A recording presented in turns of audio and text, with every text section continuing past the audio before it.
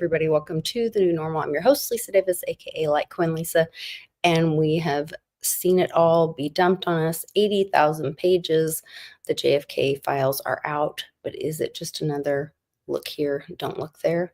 Well, we've got Skullcap Savant to bring us all the V-Steg. Right after this, give us a like and share the video.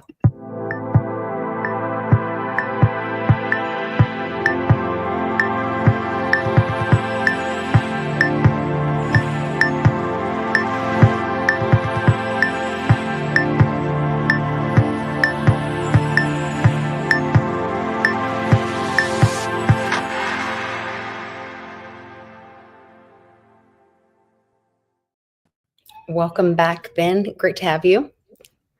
Hi. Sorry. Should probably be closer to the mic. No, you're good. You're good. We can hear you loud and clear. So the JFK files are out. They dumped a huge dump on the FBI.gov website out of the vault. And yeah, was it 1,200 pages in the initial tranche? Something like that. I heard 80,000 pages. I know 80,000 is the total tranche, but okay. I think as far as yesterday was concerned, maybe we can verify that. I didn't have a chance to look into some of this today because I've been busy, like I told you, training a new person at work. But okay, I've been looking at the little pieces that are coming out on social media, and kind of watching those roll out. And I guess the biggest disappointment for me is that they're saying he's actually dead. Yeah, we're holding out hope. Sure, holding out hope. That would even more than the JFK Jr. stuff. That would have been that would have been a surprise, huh? Of course. Holy moly! Yeah. Well, where's the website? I thought I had it because I had like the whole website there that were the official one. I think it's like vault.fbi.gov or something like that. Yeah. We can look it up later, I suppose, or unless we didn't reference these documents, because you probably had a couple of these photocopied ones pulled up. Yeah, but yeah, and as I understood it, I think like 80,000 was the total amount that was coming in this final tranche, and then everything would be revealed. And they released maybe 1,200 or so of those yesterday, and they'll continue to do so. Was my understanding. Containing 6,700 and other media. Narrow your search. No results. I guess you have to be more specific. So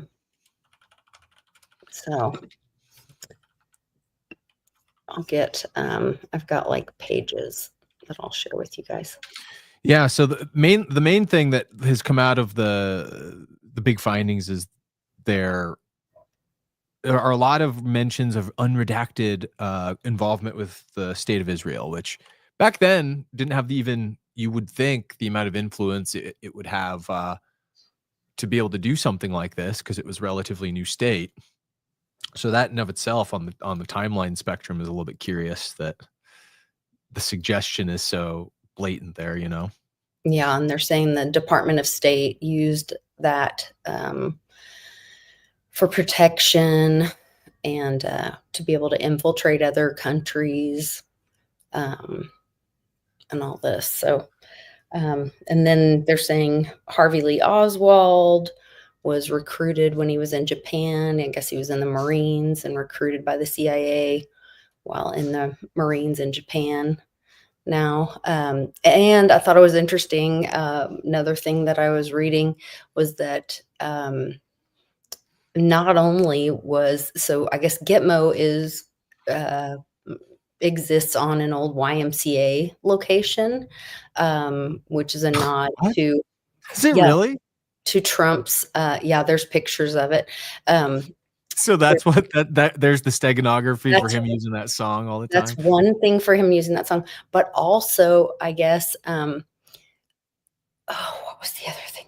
There was another thing from it of Harvey Lee Oswald stayed in Dallas at the YMCA before he showed up as the patsy for the shooting. He was in Dallas at the YMCA. I see. So documents, and they have like the registration form where he was staying at the YMCA in Dallas as well.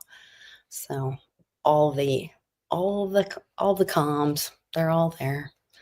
Like It Trump makes puts you it think, all in your face. was JFK Jr. in Dallas that day, or was he being taken care of by like a nanny or something? Oh no, remember he's the little boy at the parade, right? Oh no, that was at the No, funeral.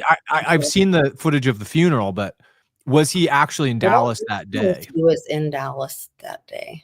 I'm not sure. He was very small. I don't think that they probably traveled with him everywhere. Yeah, I don't Um, know because wouldn't in it be funny if he was in daycare at the YMCA? He was like, can we go find out if surely JFK? not. Surely he has private babysitters and all that. But I the know. I'm just kidding. yeah, I did see a picture of LBJ winking at of course, Jackie Kennedy's here with her husband's blood on her dress, and LBJ is winking at, oh God, what was his name? Some other guy as LBJ is being sworn in after the shooting. Okay. Yeah. You know, so all coordinated. Well, yeah, the biggest thing they snuck in with LBJ too was the voting age. They dropped the voting age to 18. Mm, It wasn't that way with Kennedy. It was the first election, 64 it would have been, right? The 64 election campaign. mhm. And that was that and the camp and what he ran on the campaign was one of the big things to get the young vote was student loans. Student loans didn't exist before LBJ either. And that's what backs the dollar now. All of that revolving money. It's Mhm. one of the it's one of the big valves. Yeah, it's one of the very big valves for the money laundering to occur and That's keep all that those tenured lips shut, you know, to bribe all those tenured lips to shut the fuck up about this. that's the enslavement system. Yeah. Yeah, Uh, so there's some sense and to the uh irony is now those kids can't afford to buy homes. They're, yeah, the debt note, Tom. Exactly. I think we found it with also the experiment that it maybe is worthwhile raising the voting age back up because we don't need a bunch of idiot kids voting. It just doesn't. How about you let your prefrontal cortex form before? Okay, so I have a question about this. Mhm. Um, if that is the case, then what do you do? And I'd love to have some military folks weigh in on this. Yeah. Then is it right to ask young men to go risk their life at 18 if you're not going to give them the right to vote? I think if you make the military engagement at an even younger age, yes. So let's just say like we don't send them to war, but we involve them in the warrior class in the same way that somebody's dad takes them fishing Okay. to practice the mindset, the early forms of appropriate preparedness at the age level, but to start scaffolding that approach sooner, because I think you just have a bunch of immature idiots by the time you get through the schooling system at 18 because they didn't go through any of this hardening. They went through a bunch of information handed to them that they had to memorize and didn't Google on critically it. have to Yeah. apply to anything. And this isn't the way that I know you're going about the homeschooling. That's the way to do it if Right. amongst the options today. But yeah, I think you could get um well, hold on just a second. I've been studying the Oralinda lately too. Their laws and bycodes say something about this very thing, and I think might answer your question Okay. best that way. Okay. Just Yeah, because I think that's a really strong, like Tom's saying, you can go to war and die, but you can't go to bar and get a drink. And so, like, I would never ask for somebody to take on a responsibility without having the freedom. I believe that, you take on responsibilities and you gain rewards, yeah, but you also don't have you don't earn the freedoms without taking on responsibilities. So I would want it to be a two-way street, you know. Well, remember too, before I read what the Oralinda has to say about this, this is the Cathari. This is their oral traditions, and they are the self-proclaimed free people. Okay, They're the but if we're only free. building stronger communities by building stronger men, by building stronger children to become stronger men and That's women, right. you know, that would make sense. So here we go. So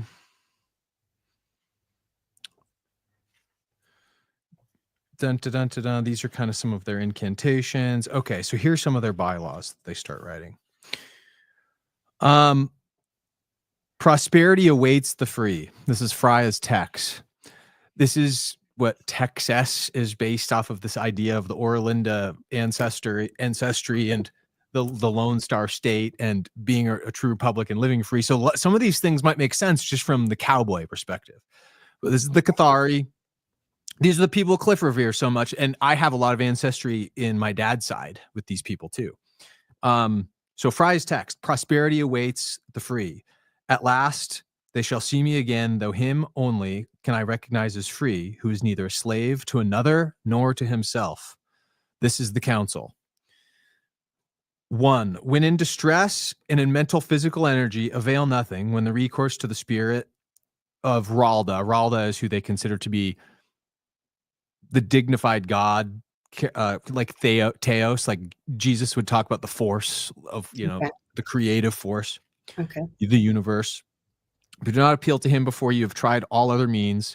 For I tell you beforehand, and time will prove us truth, that those who give way to discouragement sink under their burdens. So these are kind of some of these pre-cognitive thoughts. And these start to get into from spirit, then into operable order of how you use even transacting laws. So number 2, while the spirit only shall be bent the knee of gratitude for what you have received, for what you intend to receive, and for the hope of aid in your time of need to God, right? So number 3, you have seen how speedily I've come to your assistance. Do you likewise to your neighbor, but wait not for his entreaties, which means like for your neighbor to speak of the help that they need, recognize that they need help first and offer it to them, kind of a thing. The suffering would curse you, the maidens would erase your name from the book, and I would regard you as stranger. You're not supposed to do this, not supposed to take advantage of your neighbor while doing this, right? Mm-hmm. 4 things are given for your enjoyment. This is number 4 or number 5: air, water, land, and fire. But Ralda is the sole possessor of them. Therefore, my counsel to you: choose upright men who will fairly divide the labor and the fruits, so that no man shall be exempt from the work or from duty of defiance. Okay, so now it starts to intercede. Do you see how it goes from the spiritual, and it starts to, as the rights go down in number and they start to add up, it starts to show the role that man now has to play. Okay, Mm-hmm. God is this thing to be respected. God has given us the gifts and the fruits of our life, and all of the elements to go along with it. The trees, the forests, the water itself. We would not have this without Ralda, right? Mm-hmm. And so But we're in man, a world of abundance. right. But it also says, so the man shall be exempt from work for the duty of defense. And it's only the upright men. So choose upright men who will fairly divide the labor and the fruits. They start saying these things that actually, well, we don't want weak men doing this. And this is kind of the distinction where it starts to intercede in what I'm talking about, right? Mm-hmm. Do we want mob rule truly? What democracy really is? Cliff was even just talking about this on his Twitter yesterday. Mm-hmm. I'm loving that he's getting into this topic now, because I've had a bug about this topic for some time, about not really aspiring toward a democratic environment because it allows for mob rule to occur. We don't actually choose the upright men as our representatives. We have weak men as our representatives. Right. Therefore, the only way we're going to change things is if we have strong voters, the upright voters. And in my eyes, the upright voter might be the mentally sane, the mentally cogent, the mentally can pass a test. Even if we have to pass a test to cognitively be able to render a vote or something, right? That might be a step in the right direction. The problem is we used to have these systems where men of stature that had the right to vote. Like, I think you had to own land. Mm-hmm. I forgot the other spectrum of things that could qualify you to vote under like the common law system. Well, now they're stopping truckers to have them read a statement and speak it and or write it in English, because they need to be able to know that they can read and write, read and obey the signs that are on the road, which apparently people are making a big deal out of it because, you know, the left wants to go crazy and say, oh, racist. But it's Yeah. actually always been in the CDL test that you Mhm. have to be able to read English. I Yeah. found that little nugget out that Well, that's there's actually so many always Indian drivers, so many H-1B Indian drivers. You know, that's oh, one of the okay. main professions where the H-1Bs go, is truck driving. It's rampant. If you go across the country and just stop at any truck stop in Missouri or middle of the country, it doesn't matter, Wyoming, you'll always find Indian restaurants at them for that very reason. It's spectacular Indian food, by the way. Most of them are really good because There it's you like go. authentic, Well, and they're they must be able to read English or they wouldn't be able to pass the CDL, because or that's one of the or there's other malfeasance going on in order to pass that, and the continued enforcement of it doesn't exist. So they just get to persist on with their profession, maybe or they without don't ever have a having to prove legitimate that they license, you know? well, or without ever legitimately proving they spoke English in the first place, because Ah, some here. some assistance was given to get them to pass the test. I'll look at Corey's in here. Hey, Corey. So, due to NAFTA exemptions, Mexican truck drivers aren't subject to the same safety rules and rigors that American truck drivers are. American truck drivers are still pissed at this. So that's why they're doing it. This is There you the go. this is the issues that American truck drivers are held to a different standard, and that's what's taking care of that. So And thanks that for makes sense clearing that too. up for us. Yeah, I appreciate that. So anyway, I think I made my point about this, right? Like the points of the Oralinda rights of their kind of legal system, they're very much like even when we get to the point, I think it says Well, it's awesome that you're bringing this up. So I had you and I haven't even had a chance to talk about this yet, but Mhm. one of the things at the conference this weekend, all of us, you know, prepared our messages and all this stuff separately, of course. Then we all came together, and what was so funny is Penny Kelly, even stuff Janine was pulling on. Um, um, so many of us were talking about merit.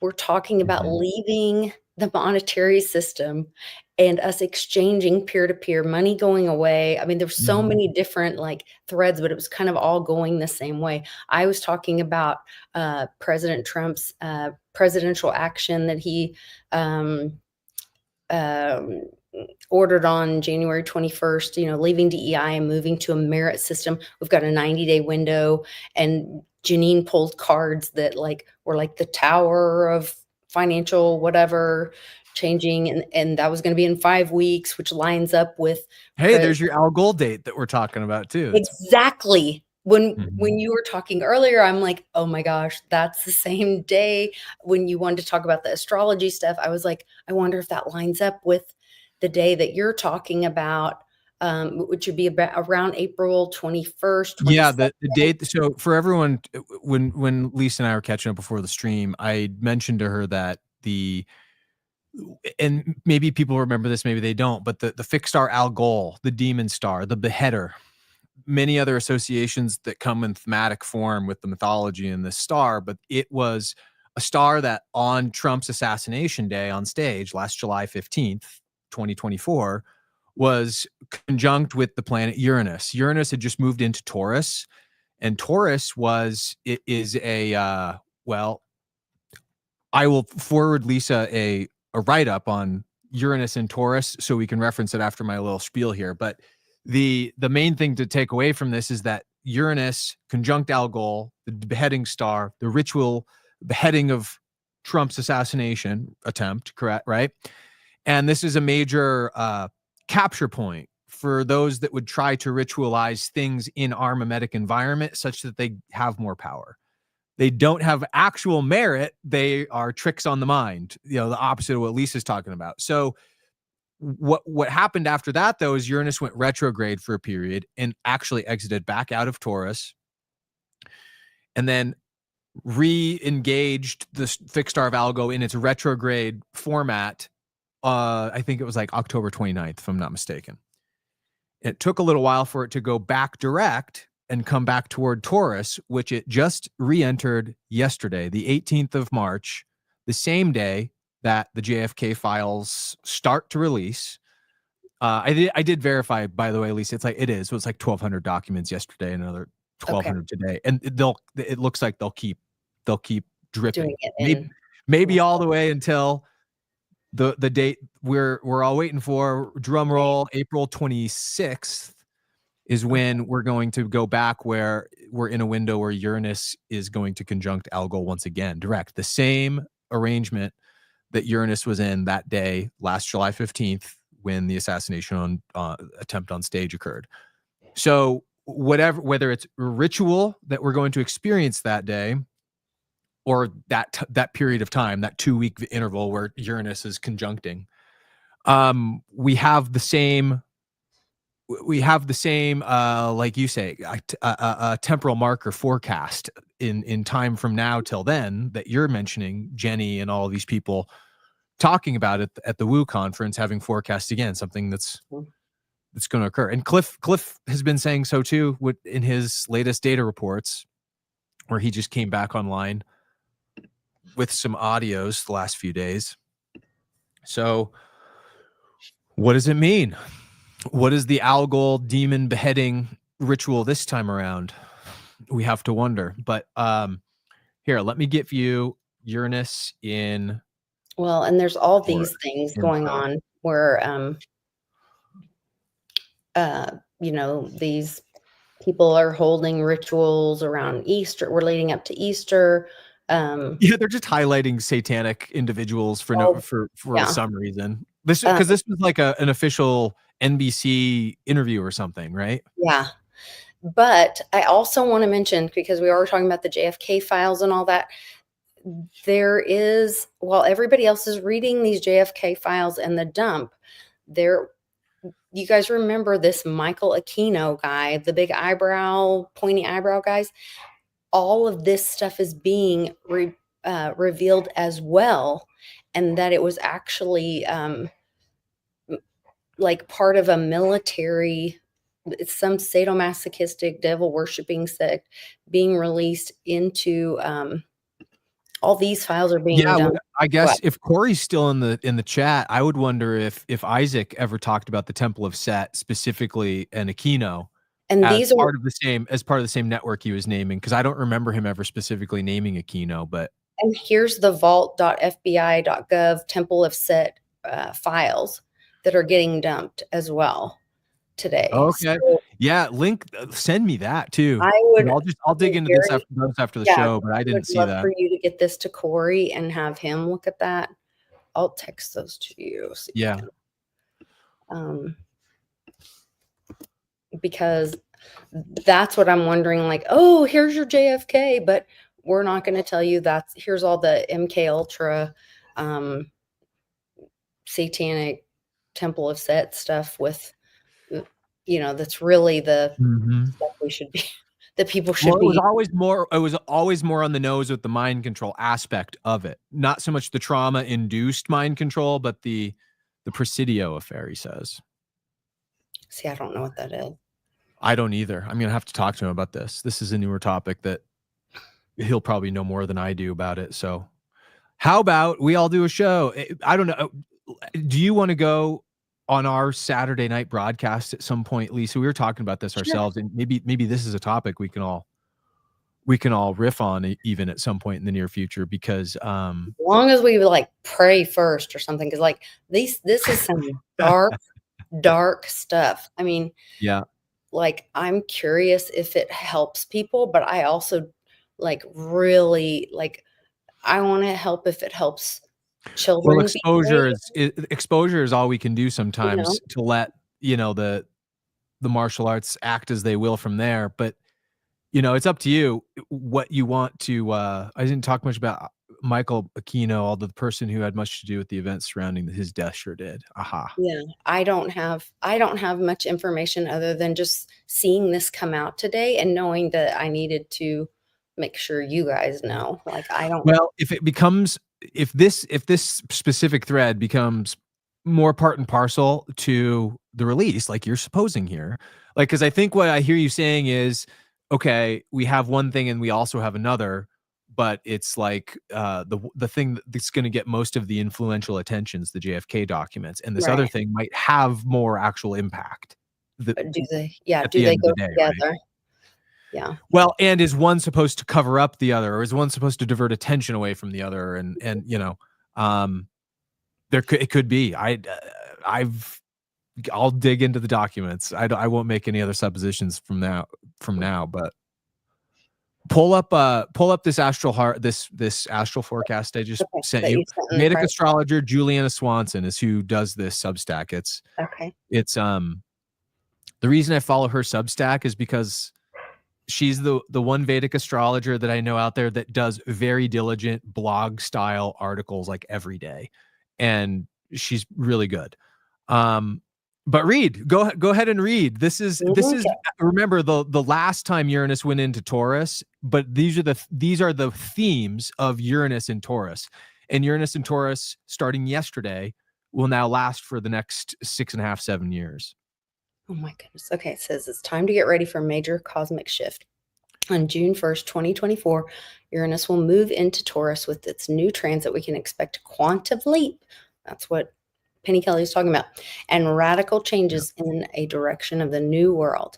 In this article, I'm going to unpack this important astrological event. First, I'll explain the general meaning of the planet Uranus in the sign Taurus. Uranus in the sign of Taurus. Next, I'll use information how to describe Uranus in Taurus could activate a new direction in our lives. After this, I'll discuss what transit means for the world at large. Finally, I'll do a deep dive in the impact of the transit of the United States. I'll look at the position of Uranus in the United States birth chart. This will allow me to use historical data from past Uranus transits to understand what this upcoming planetary shift could mean for the nation. Okay. Let's get started. Uranus makes a complete orbit around the sun a year in Uranian time, about 84, just like Litecoin, Earth years. It spends an million average of 7 years in each sign because of its extensive retrograde cycles. Uranus can spend a longer length of time in each sign. In this case, Uranus will spend 8 years off and on in Taurus. Uranus will enter Taurus on June 1st, 2024. It will retrograde back into Aries from December 14th, 2024 to March 19th, 2025. In 2031, Uranus will visit Gemini for about 6 months before moving briefly back into Taurus. On April 2032, Uranus will finally leave Taurus for its extended transit in Gemini. Okay.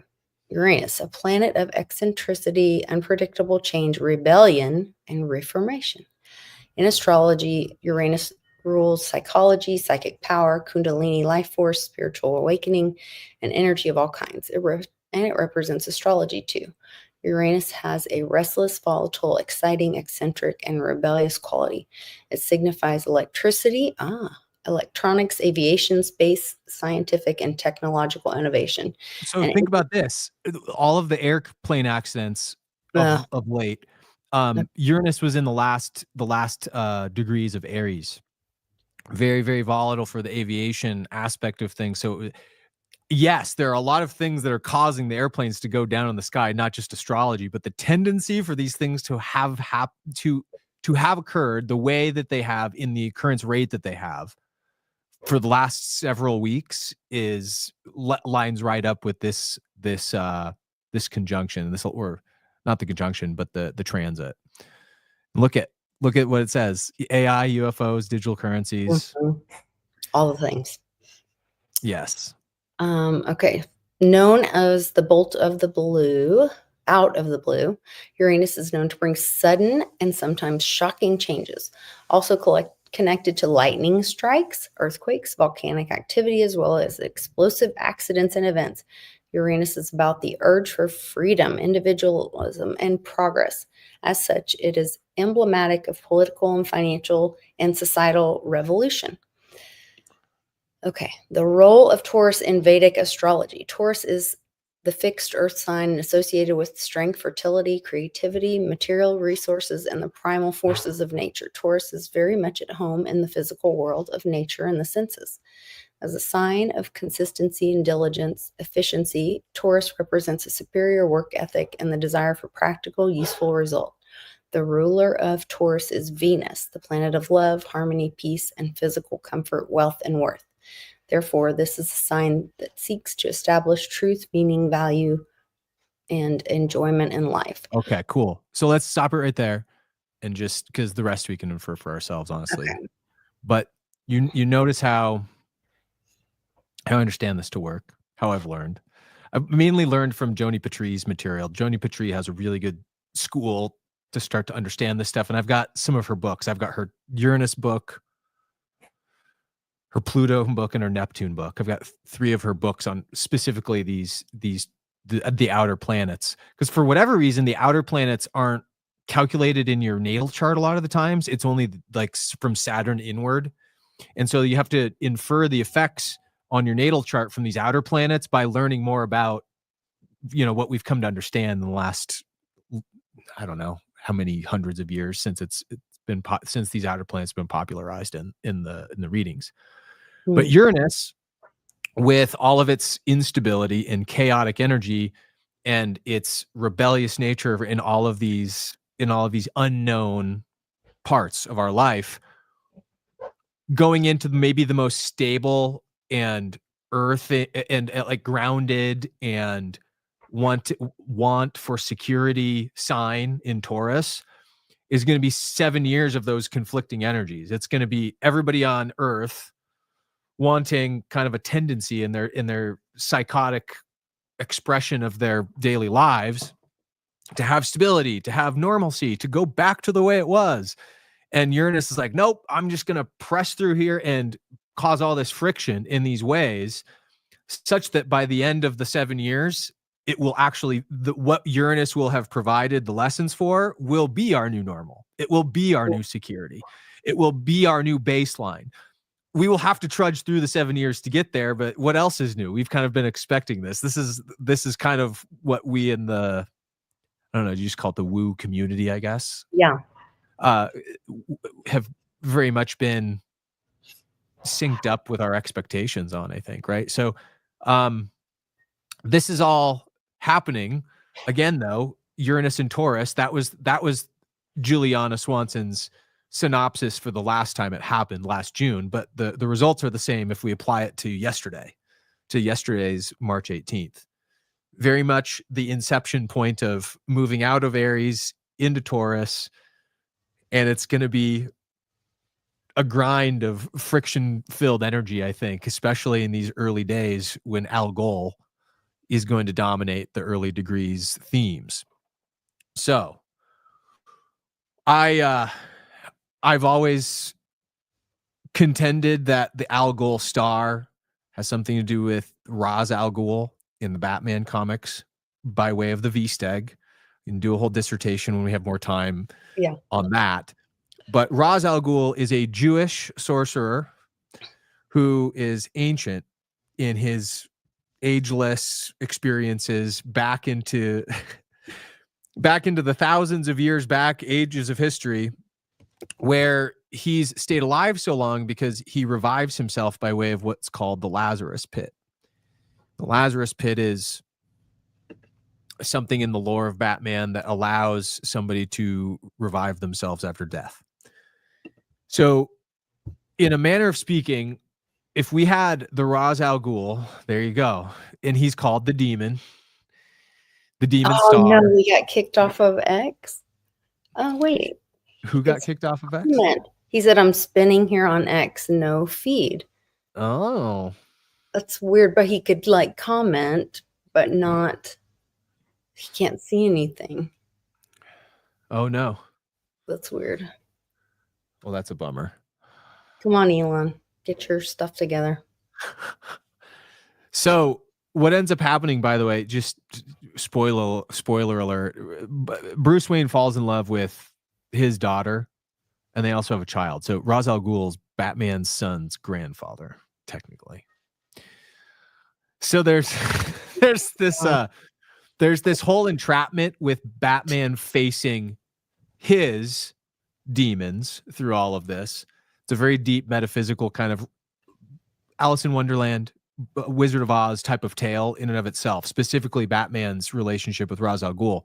Mhm. But if Ra's al Ghul and Al Ghul, the star, the demon star, the beheader, represented what they did on stage with Trump last summer, I'm speculating here, but I was telling you, I think maybe we see a revival event in the next transit of Uranus over Al Ghul. Maybe Uranus over Al Ghul this next time on April 26th through May 12th. So that's the next time Al Ghul and Uranus will be conjunct each other, is that window here, 5 weeks from now.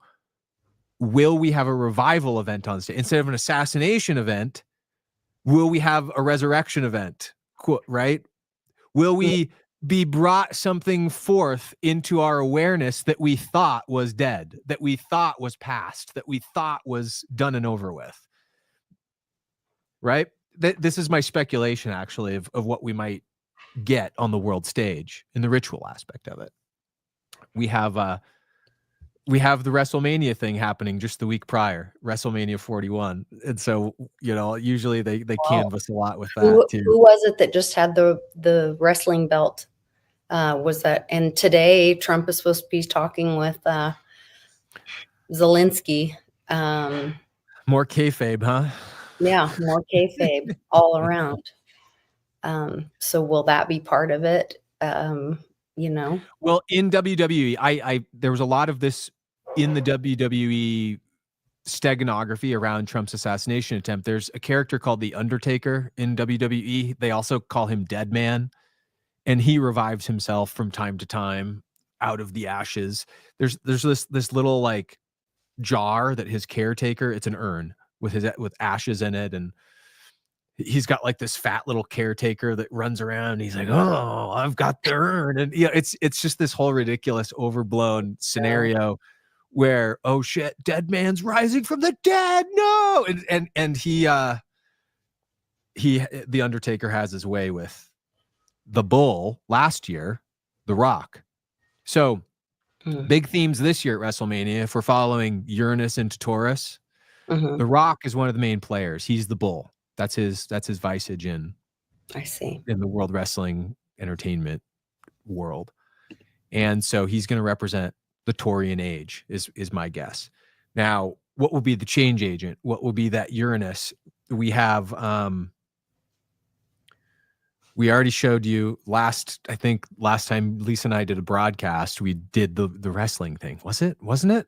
I think last time we did one of these things, we went over that Jon Stewart clip. That's right. Yeah. So if you go back and watch that, you'll see John Cena entering the stage. He swapped sides. Oh shit. Uranus was in retrograde. Now it's in direct. Does this have something to do with it? I don't know. I don't watch the wrestling beats closely enough to tell you with any sort of certainty, but you see what I mean? You see how if you watch the outcome of what happens with The Rock specifically in that ritual on stage, we're going to have some clues as to what Uranus is represented in the WrestleMania event. So what do you think? What do you think around the files, the astrology of it, what you experienced at WooCon? You had some key things at WooCon happen that lined up a lot of these dates. I mean, that's what I was saying. Like for me, it was all about the moving into the merit system, moving out. When Trump signed the paper straw, getting rid of paper straws, to me, that was ending our straw man. And, oh yeah, okay, that's an interesting way to interpret that. Yeah, and then he did the presidential action, which started January 21st, and he gave a 90-day grace period to end the DEI, but it would become fully in effect in 90 days, which falls about April 21st, 22nd. Earth Day is the April 22nd, which is in about 5 weeks. And then Janine pulled the cards and said the tower card was for finance. Yeah. Earth Day, Taurus is the chief Earth sign. Okay. Yeah, interesting. And that was in about 5 days, weeks, months. But I said, that fell in line with the 5 weeks thing. And so then we're seeing these moves with gold having these huge deliveries. Someone's taking huge deliveries of gold, which is, they're saying like if they were to revalue gold, gold is on the books at $42 or whatever. If they were to revalue the gold at the current gold prices, it doesn't make the gold holders wealthy, which that could be the biggest rug pull on the elites, because it does not it doesn't change anything for the paper. All the paper holders get rug pulled, because it brings all the delivery in. The paper goes away if people do take delivery. The people that actually hold the gold, you know what? Yeah, you have it at whatever it's valued at, but it's not going to go up more than that. It just gets rid of the debt of the United States, of the deficit.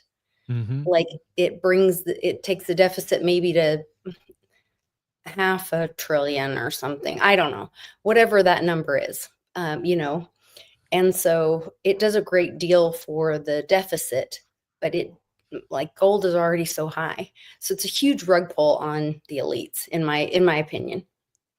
So if the revaluation specifically happens on gold only is what you're also saying. Yeah.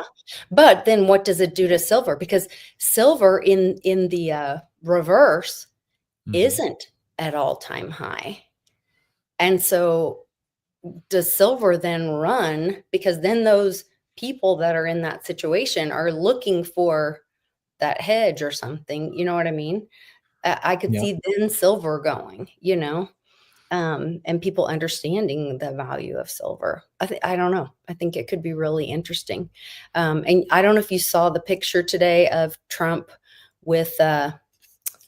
No, I did. I wanted to save that part for live and pull up the JFK clip you showed me before we went live too, from the funeral service. Before we leave this thought, then we'll do the gold silver thing with the Middle Eastern guy. Okay, hold on. Where is that? Oh, I just had it. Where is it? Oh, here it is. Okay, so while we're still in JFK files,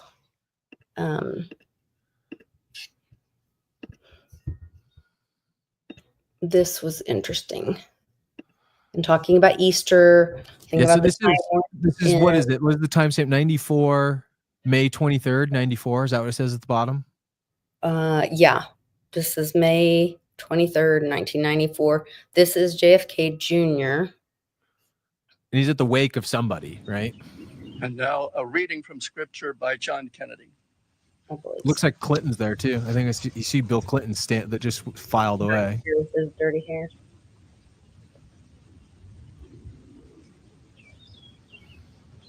Notice the language.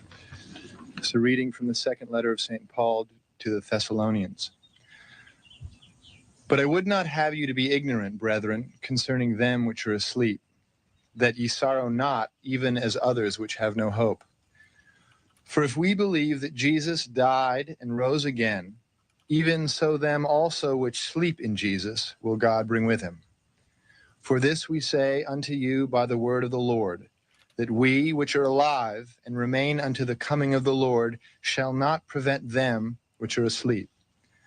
For the Lord himself shall descend from heaven with a shout, with the voice of the archangel, and with the trump of God. The trump and the of dead God. in Christ shall Yeah, rise pause it first. right there. The Then trump we of God. which are alive. So just start it back over at like 1 minute again, so everybody can hear that again. With the trump of God. He shall return with the trump of God. For the Lord himself shall descend from heaven with a shout, with the voice of the archangel, and with the trump of God, and the dead in Christ shall rise first. Then we which are alive and remain shall be caught up together with them in the clouds, to meet the Lord in the air, and so shall we ever be with the Lord. Wherefore comfort one another with these words. This is the word of the Lord. So what we have to do, well, I'll have to pick apart, because that is what the scripture says. It says trump.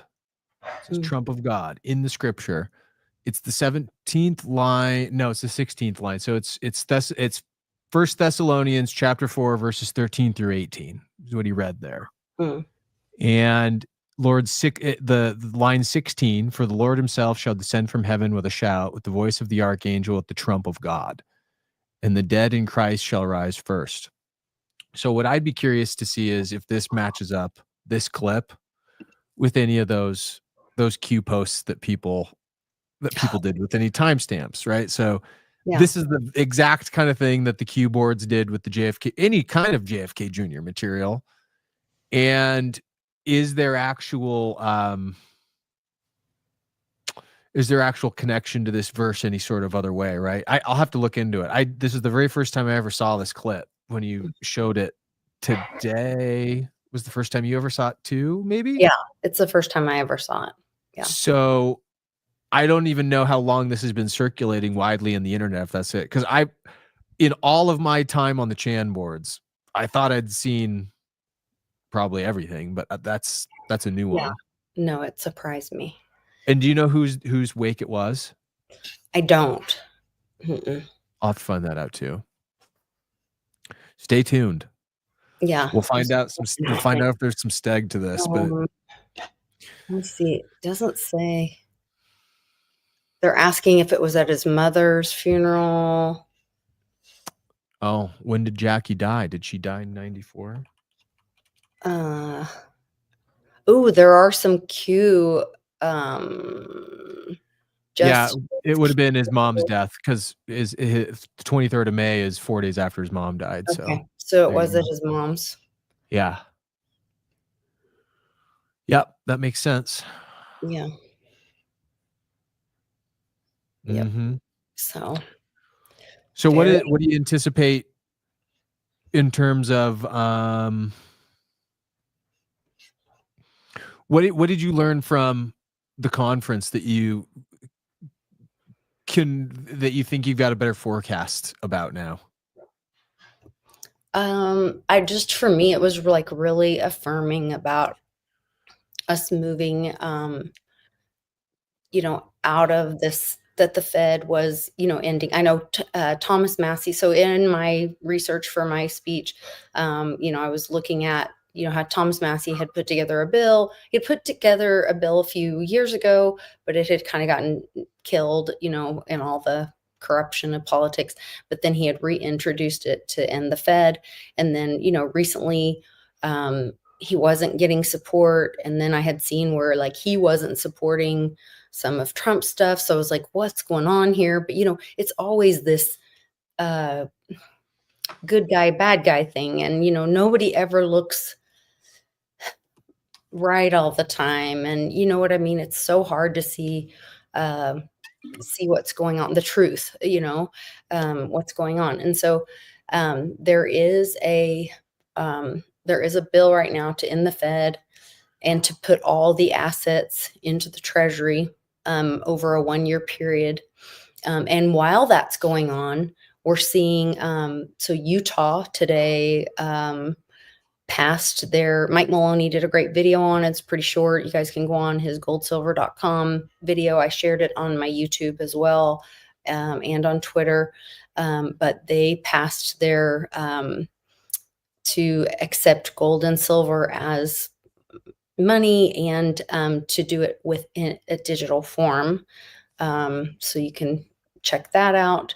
And of course, I've been talking about for years that there's been many states that have been backing their treasuries with gold and silver to avoid, federal issues during the Great Infection, and they're working on digital backings of those assets.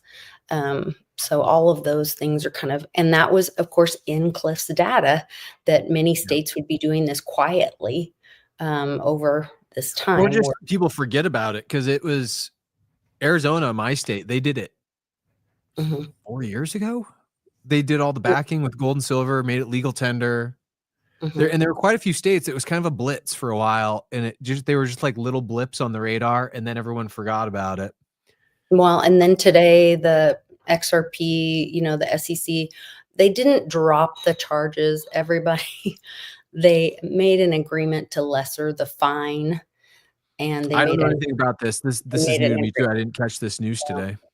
Well, I'm not a fan of XRP, so I don't even like talking about it, but they lessened the fine and made an agreement. So that They lessened the fine on the original creators, whatever their charges or whatever.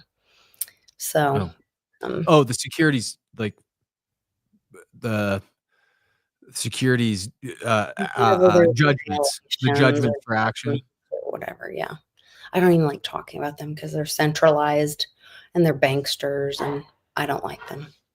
So I don't like talking about it. And they allegedly infringe on Reggie's patents. So hopefully they'll call the man and get a license and do it the right way. But, anyway, moving on. How long is it? How long did the, how was the singularity talk that Cliff gave? Was it robust, or is he going to expand on that? It was very intense. It was the first speech. So like everybody's getting the first one. Yes, they get there, they check in. Don't even give anybody a drink first. Just get them into the deep end. I hope everyone was drinking by that point, but like it was dinner and it's like, there's Uncle Cliff, and everybody's mind just went kink. Yep. And like, it's a lot. I mean, I have to watch most of his videos like 5 times. Oh, do you really? I didn't know that. I try to watch them at least 3. Just to really like unpack it so that I'm really like absorbing it all. Especially when they're like that. It's because he's taught, but also that's what he was talking about was we're going to make a choice. The ontology and the, singularity, and kind of like, I don't know, kind of felt like I had lunch with my daughter today and she was talking about some people in her life and whatever. And like, it's almost like there's NPC people in life. And that's, well, I've called them, I've had terminology in my community for this for a long time too. For 6 years or so, we just designated the 2 parallel paths of humanity. And you're going to notice when you're on this track and those people are over there, and you can wave at them, but it's like they're in an encapsulated vacuum tube or something. There's nothing else other than like, hey, acknowledging that they're there. No other senses touch. No other cognition that you can find as common ground occurs, and that paradigm will die. The incorrect parallel path will fade off and go off of a cliff, and the one that has staying power will persist onward, lay more track. Right. And and it's like the, making rules for typewriter thing. They can keep making rules for typewriters all they want, but at some point, no one's using the typewriters, And so I don't know. It was really interesting. I will let everybody know Bix has a code to get 30% off. It's like $99 right now, but then if you use Bix's code, and if you go to Twitter, I don't know what his code is. For Pure Sleep, he has a 30% off code? No, not for Pure Sleep. To go watch all of the conference speeches. You can watch. Oh, right. Because I forgot. Yeah. Sorry. That wasn't connecting with me. Jean-Claude released the streaming as a purchase bundle, you can watch right? the entire, all the streaming And it's like, so it's 99 bucks, but then if you use Bix's code, you get 30% off for all Road to Ruta members. So, which is just go follow Bix on Twitter or something. And it's like, I don't know where the code is, but I retweeted it. I guess Well, it sounds like the singularity thing is something Cliff is going to rehash and retread this ground on for a little while. This is his next little bloop theory, or his next his next big or his magnetic field stuff. Like he gets on these themes for a few months at a time until people kind of there's enough. Yeah, so I think he'll be unpacking that. And he's really talking about, so I shared a tweet that he wrote. The end of my speech was he was talking about honor contracts and how, and that goes with merit to me, and that we are going to be exchanging with these honor contracts, and the tools are all there, you know? And so, and he's been talking about this pirate in this pirate world, you know, in a pirate world, your word is your bond. And, you know, pirates exist. That's a lot of what's in the laws and the regulation in the Oralinda too. It's the Oralinda is the same thing, because you live in a code of, even though you think like pirates are bad dudes, but they also live in a code, in a pirate's code, in a code of honor, believe it or not, because you're known by your name or your reputation. And you're either known that like you don't say I'm gonna cut you, bro, unless you're gonna cut them, bro. Right. One of the bylaws is like for theft. Yeah. You steal once, you give back, and you're caught. You're going to get caught, and you're going to give back threefold what you stole. That's your first offense. Your second offense is whatever your offender wants to do to you. They can forgive you still if they feel like it, but whatever they want to do to you, enlist that punishment. And the third time is you're exiled for life. Get the fuck out of here. They just, you know, walk the plank, please. And but that's very much that code of equity. I know law. it's common law through and through. I know. And so to me, that living in, when Trump's talking about this going to a merit system, all of this, to me, that sounds like we are going to common law. Then Elon was tweeting about us going to a judicial coup, or no, it was Bukele said it sounds like the U.S. is facing a judicial coup, and Elon was like, "Wow, 51 million views. I mean, if we're facing a judicial coup." Well, that report came out on Tucker. At least 70% of all district attorney level judges are corrupt, and likely have money that's being paid for by Soros, is what Tucker's investigation showed. So is this the beginning of us moving to common law because the courts are corrupt? And also, you don't need very many judges in common law. Right. Because the things that get brought to the court level for judgment aren't very many, because most things in common law get handled at the dispute level. Right. Because you stand in equity. They'll say, "Oh, you're still at the personal dispute level, then go handle it." You know, like, stop with this nonsense and leave. Say, you stand in the other person's shoes and you say, would this be, if it was for me, would this be fair, equal, you know, what I would do for myself? Then yes, you know, you have to agree on it. And there's also stuff that leaves gray area, like, unfortunately, for people that want everything covered by the courts and they just want them to be the nanny state, common law might be kind of rough, because things like this exist. If you paint your, if you get signed onto a contract by or not a contract, an agreement, because an agreement is all you have in common law, right? So you agree to paint your neighbor's fence for an agreed to period of money that's going to be done in an agreed to period of time. And you meet all those requirements. You paint your neighbor's fence, you do it in the agreed to period of time, your neighbor has to pay you by that agreement, right? Well, what if you paint it the wrong color? Well, if you didn't tell me you wanted to paint it the wrong color, even if you did tell him, I wanted it white and you painted it gray, well, whatever, man. I still painted your fence. Give me the money. In common law, the guy that painted the fence is still owed the money in the honor system of the handshake agreement. He dishonors the person if he doesn't fix the mistake, right? And that has other consequences in the community. But there's no like, I'm going to sue you for the damages. No, it's a progression from there. reputation. It's a Yeah. reputation hit that he gets. Yeah. Yeah. And I like things like that way better. Yeah. Because again, at the personal dispute level, we should be But able to that's handle where our there's shit. transparency and accountability.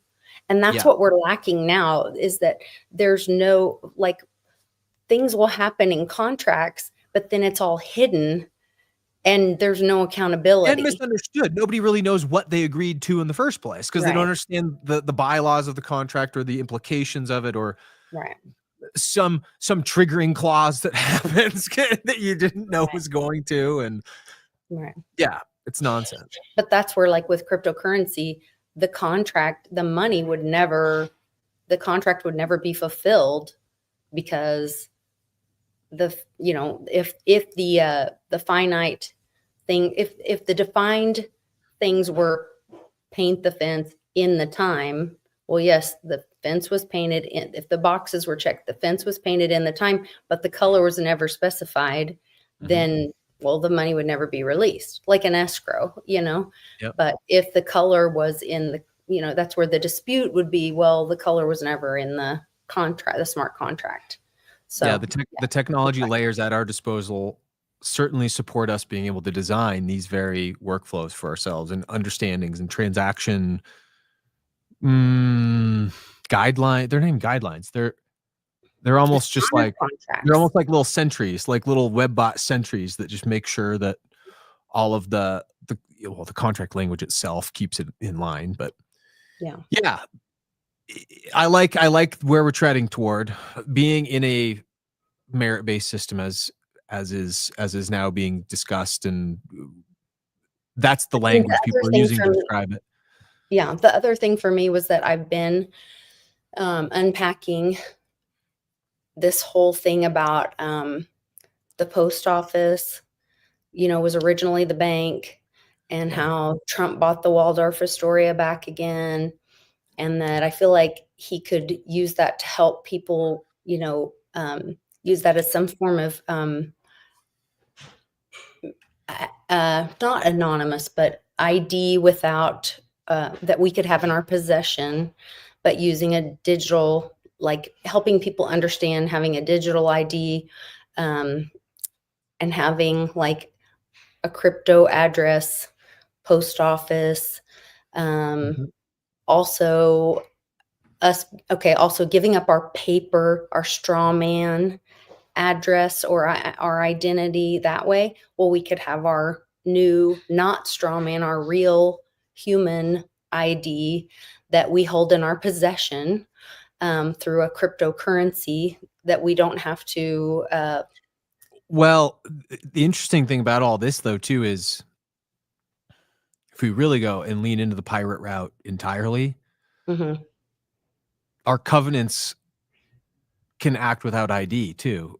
Our covenants, other than our signature, like we still have to sign things, probably, like we still have to have some signet. Well, that's what we would use that address as our signature, to me. Right. Okay.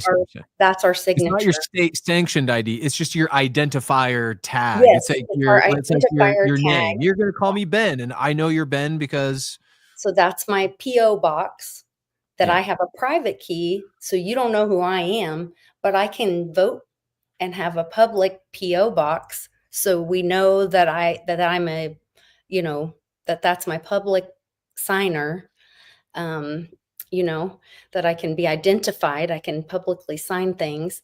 And then that's where we're able to, so this is my 4D to 5D thing, that we're getting out of the Black Saturn.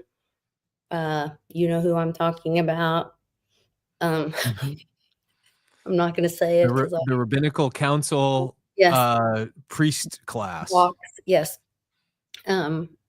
So then Penny Kelly was talking about us leaving the 4D and going into the 5D. And then Jay's talking about the plasma things. And then I Am was talking about using the plasma orbs to jump Oh, did he have a talk also? all about plasma and plasma. Yeah, it was amazing. And then, so I was like, oh my gosh, we could still have our identifier, which doesn't change. But when we move from dimension to dimension, our point in space doesn't need to change because our identifier is there. We just change dimensions. Yeah, now you use this for coordinates and Yes, for coordinates. Yes. Mm-hmm. And then we're just in a different dimension, but we're the same coordinates. Well, same. Dimension's always a weird word for me because I like this materium is the dimension that we are all in, the dimension, right? And outside of this dimension is not this dimension because it doesn't have the same dimensionality. Like if you go to, let's just say, Cliff goes to like hyperspace, with psychedelics. Yeah. He has a tough time even explaining the dimensionality of that area. Well, that's what I have a hard time explaining, like unpacking, because there's so many pieces of what I'm trying to put together. Yeah, exactly. This is where we're at. Our common defined lexicon is kind of what I'm just providing commentary on here. It's funny because we're going to have to figure out the best way if the singularity is going to be a successful crossover for a certain subset, our redefined language and new Bix semantics. He talked about all the gold in the Grand Canyon, and then somebody today on X was talking about the stories of Kincaid, who literally found all the gold in the Grand Canyon and all that, which was stories. Corey brought up Seth Tanner apropos of nothing on our broadcast on Saturday. So we had it didn't actually come into the discussion from this angle either. It came in from a different angle. Corey's been a guide down here, a tour guide. He's very, very knowledgeable in the whole Southwest, the regionality of the historical context and the framing and the timelines, in addition to local plant life, local flora and fauna, and how certain occult aspects intercede with his investigations on his own. And he's a good guy to get deep into the Grand Canyon aspect with, honestly. Well, and think about how Trump made the Gulf of America, the Gulf of Mexico into the Gulf of America.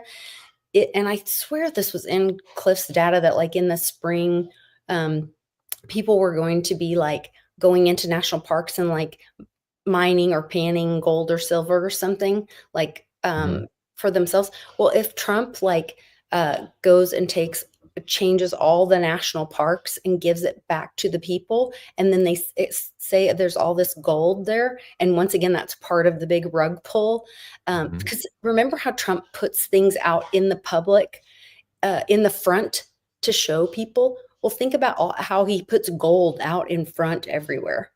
All his buildings are gold. He uses gold all the time in the front. And we all know what was under 9/11 and what they sent to China, what Giuliani did, the big cleanup and how fast they had to get it out of there and what they were doing with all that. So if he's putting the gold out there in front, and if that is the great rug pull in the elites, and then Trump's like, you know what? Yeah, that's going to pay off the deficit. And nope, you elites, yeah, that's that number. It doesn't go up anymore. It doesn't help you.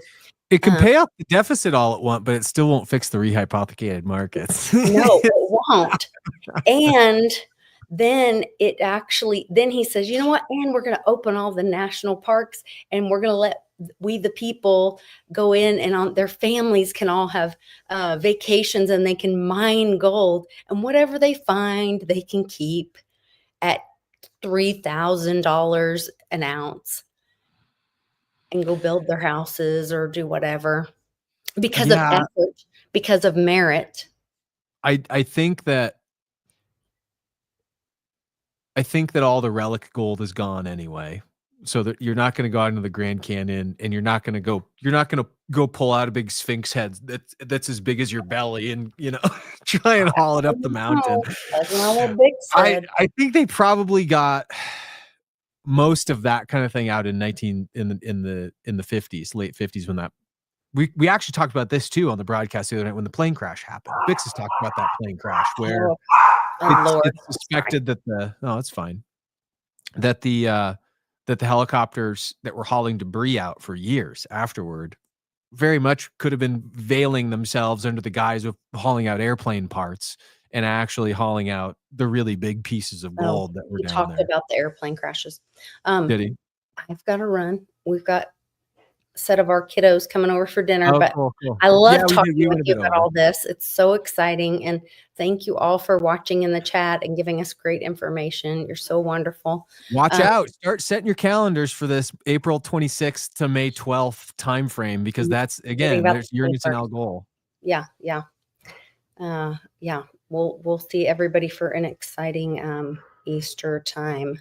So check you guys all later. Make sure you check out the discount on Bix's Twitter feed for the and then you can watch all of those great speeches from the conference. You can even hear what I had to say. Was it called the Woo Conference or the Beyond Mystic Conference? Beyond Mystic, a Woo Beginning. A Woo Beginnings. That's what it was. Yes, a There Woo you go. Beginning. All right. Take care, guys.